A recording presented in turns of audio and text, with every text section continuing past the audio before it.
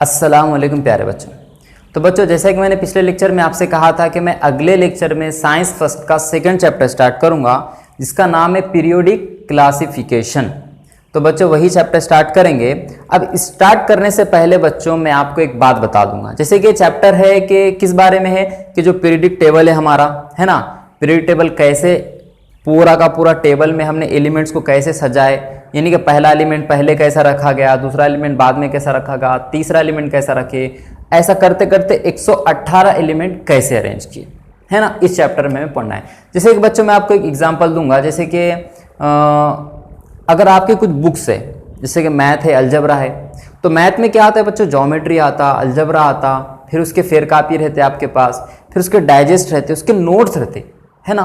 तो आप घर में जब अरेंज करते हो किताबों तो कैसा करते हो, आप मैथ का खाना अलग रखते हो, है ना, उसमें पूरा मैथ का मटेरियल रख देते हो, समझ पा रहे हैं। फिर दूसरा हमने उर्दू के लिए पूरा खाना अलग रखा हुआ है।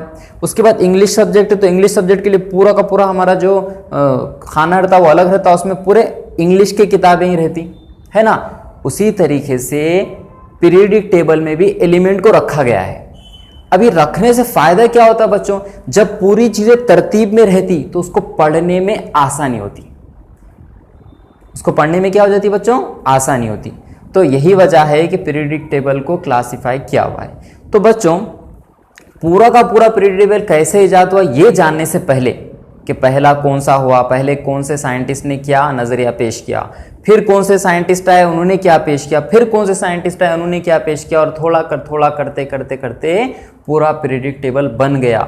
ये जानने से पहले मैं आपको सबसे पहले पीरियोडिक टेबल बताऊंगा, क्योंकि बच्चों अगर पीरियोडिक टेबल क्या है ये समझ में आ जाए तो फिर ये कैसे बना ये भी समझ में हमें आसानी से आ जाएगा। तो आज का लेक्चर भी बेसिक लेक्चर है, लेकिन आज का लेक्चर बहुत ही ज्यादा इंपॉर्टेंट है, तो मेरे साथ बने रहिए।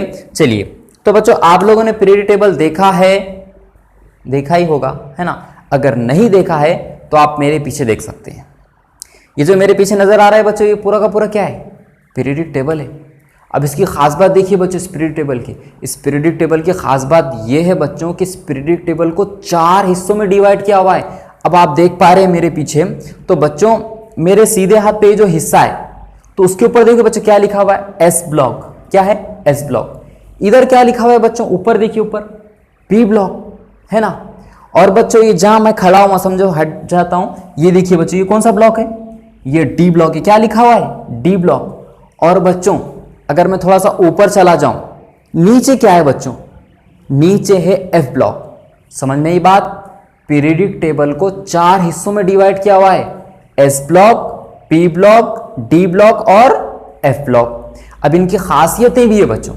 देखिए बच्चों एक और चीज देखिए, आपको बच्चों यहां पर एक ऐसी आड़ी टेढ़ी लाइन नजर आ रही है बच्चों, आड़ी टेढ़ी लाइन देखिए नजर आ रही है ना। तो ये आड़ी टेढ़ी लाइन को चिपक के जो चीजें हैं, जैसे कि यहां पर बिस्मत है ना, देखिए यहां पर क्या है, बिस्मत है। बिस्मत के बाद क्या है बच्चों, सिलिकॉन है, समझ पा रहे ना। सिलिकॉन के बाद क्या है बच्चों, आर्सेनिक है, एस यानी कि आर्सेनिक। उसके बाद क्या है बच्चों, टेलिरियम, समझ पा रहे ना। बिस्मत है, सिलिकॉन है, आर्सेनिक है, टेलिनियम है। और 2 चीजें बच्चों, ये है एंटीमनी और जर्मेनियम। ये है बच्चों मेटलॉइड। क्या है, मेटलॉइड। मेटलॉइड यानी कि जो धात की भी खुसूसियत रखते हैं, उनके पास धात की भी प्रॉपर्टी होती है और अधात की भी प्रॉपर्टी, यानी मेटल की भी प्रॉपर्टी होती है और नॉन मेटल की प्रॉपर्टी होती है। और बच्चों ये आड़ी टेढ़ी लाइन के ऊपर के जितने भी हैं बच्चों, सब के सब नॉन मेटल है।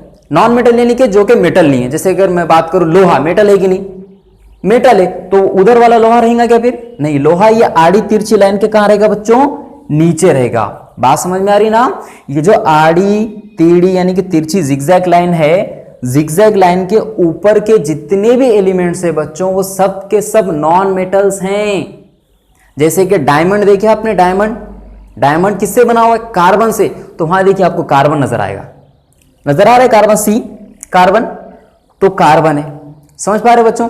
फास्फोरस उधर ही है, नॉन मेटल है।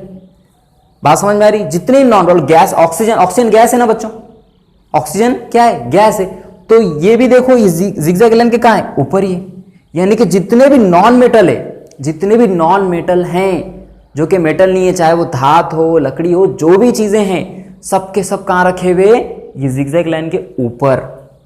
और ये जिगजैग लाइन के ये साइड बच्चों, इधर जितना भी पीरियोडिक टेबल है, ये जिगजैग लाइन के इधर जितना भी पीरियोडिक टेबल है बच्चों, ये सारा का सारा पीरियोडिक टेबल ये है बच्चों मेटल्स, सिवाय हाइड्रोजन के। बच्चों जो ऊपर नजर आ रहा है ना हाइड्रोजन, बस वही हाइड्रोजन नॉन मेटल है, बाकी सबके सब क्या है, मेटल हैं। बात समझ में आ रही है ना। जैसे कि आपको ऊपर नजर आ रहा होगा लिथियम है, सोडियम है ना, पोटाशियम, ये सबके सब क्या है बच्चों, ये सबके सब है बच्चों मेटल्स है, मेटल्स। धात क्या है बच्चों, धात, मेटल। मेटल की खासियत क्या है आपको पता है, मेटल के अंदर चमक होती है, यानी कि वो शाइनी होते हैं, शाइनी। दूसरी बात आपको क्या पता है बच्चों कि मेटल जो है उसमें से करंट पास होता है ना। कभी आपने देखा क्या लोहे में से करंट पास नहीं हुआ, बिल्कुल होता है लोहे में से करंट पास।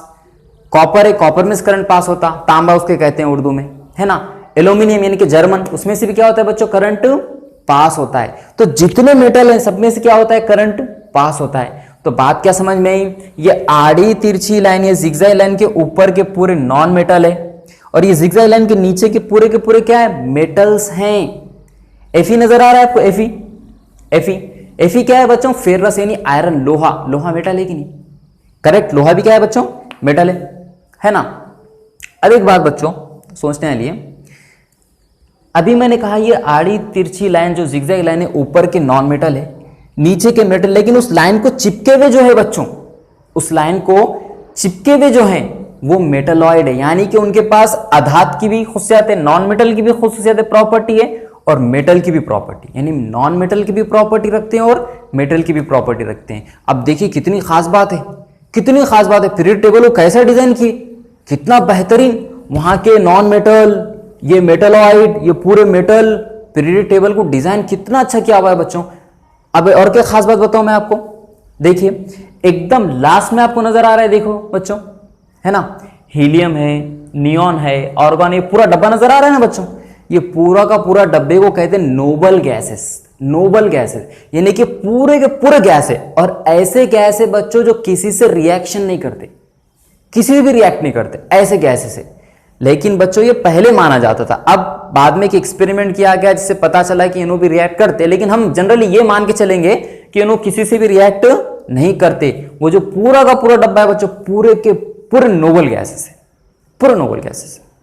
अब बच्चों एक खास बात याद रखिए, ये आड़ी तिरछी लाइन जिगजैग लाइन के ऊपर के पूरे क्या कहा मैंने, नॉन मेटल, इधर के पूरे मेटल, और ये बीच के जो चिपक के वो मेटलॉइड। अब जो इधर नॉन मेटल है इसमें सिर्फ एक, सॉरी इधर के जो पूरे मेटल है इसमें सिर्फ एक नॉन मेटल है, वो है हमारा हाइड्रोजन। ये हाइड्रोजन दिख रहा है ना ऊपर, देखिए डब्बा ब्लिंक कर रहा है, ये हाइड्रोजन बच्चों नॉन मेटल है, गैस है, बाकी सब इधर के मेटल है। एक चीज याद रखिए। और एक खास बात क्या देखी हमने कि ऊपर की जो लाइन है एकदम कोने वाली लाइन, वो लाइन क्या बताया मैंने आपको कि वो लाइन है नोबल गैसेस की, और जो किसी भी रिएक्ट नहीं करते। और इधर देखिए बच्चों, हाइड्रोजन के नीचे जितने भी है ना, हाइड्रोजन के नीचे क्या है बच्चों, जितने भी, यानी कि लिथियम हो गया, सोडियम हो गया, पोटाशियम हो गया, ये अल्कली मेटल्स कहलाते हैं। अल्कली मेटल्स, अल्कली मेटल्स यानी कि इन्होंने नमक बनाते हैं, नमक। जैसे कि Na, सोडियम, सोडियम किससे रिएक्ट करेंगे बच्चों, सोडियम इधर की धात, इधर देखिए क्लोरीन अधात, ये मेटल, ये नॉन मेटल, ये दोनों आपस में मिलकर सॉल्ट बनाते हैं, नमक। इधर का पोटाशियम, इधर का Cl, क्लोरीन, दोनों आपस से मिलकर क्या बनाते हैं बच्चों, नमक, यानी कि सॉल्ट बनाते हैं। तो ये पूरे अल्कली मेटल्स कहलाते हैं। कितनी खास बात है, पीरियोडिक टेबल को कितना बेहतरीन अंदाज में डिजाइन किया हुआ है। अब आप मुझे बताइए कि ये जो डिजाइन किया हुआ है, और मैंने आज जो आपको बेसिक बातें बताई, ये बहुत थोड़ी है बच्चों, पीरियोडिक टेबल की बातें बहुत थोड़ी मैंने बताई, ये बहुत बड़ी है चीजें। इसको अगर मैं लेक्चर लूंगा पीरियोडिक टेबल पे तो 3 लेक्चर लगेंगे, 3 लेक्चर, 3 घंटे लगेंगे। समझ पा रहे हैं, डीप में डिटेल में देखने के लिए। मैं शॉर्ट में आपको नहीं बताऊंगा, डिटेल में बताऊंगा। लेकिन फिलहाल एक छोटी छोटी बातें आपके जहन में बिठाना चाह रहा था कि ये पीरियोडिक टेबल है, तो सोचिए क्या इसे डिजाइन करना इतना आसान रहा होगा। ये जितने भी पीरियोडिक टेबल में एलिमेंट है 118 है, तो क्या इन 118 एलिमेंट को इतने आसानी से रख दिया गया होगा पीरियोडिक टेबल में? अब ये पूरा टेबल बनाने के लिए कुछ ना कुछ तो जहन लगा होगा बच्चों। और क्या एक ही अटेम्प्ट में कामयाबी मिल गई होगी? नहीं।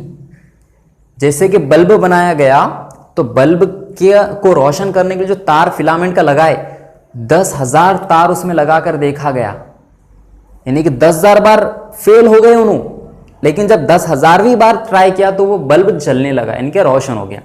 तो ये क्या पीरियडिक टेबल एक ही अटेम्प्ट में बन गया? नहीं, पीरियडिक टेबल को बनने के लिए कई साल लगे।